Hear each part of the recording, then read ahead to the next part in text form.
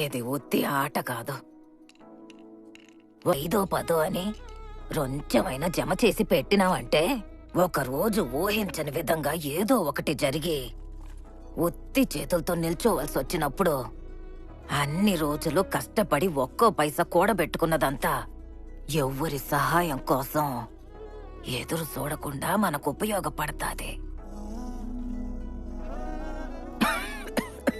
ఒక మనిషి సంతోషంగా ఉండడానికి దుడ్డు కావాలో లేదో నాకు తెలీదు, కానీ మర్యాదగా ఉండడానికి దుడ్డు కావాల్సిందే.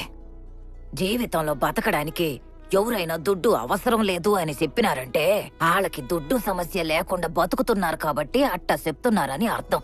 అట్టంటోళ్ళ మాటలిని మీరు కూడా అట్టాగే బతికినారంటే ఎట్టాగే అమ్మా నగలు దాచిపెట్టినాదా, అయ్యా అమ్మ సొత్తు ఇవ్వకపోతారా అని పక్క వాళ్ళని అడుక్కుంటూ తిరగాల్సి వస్తది.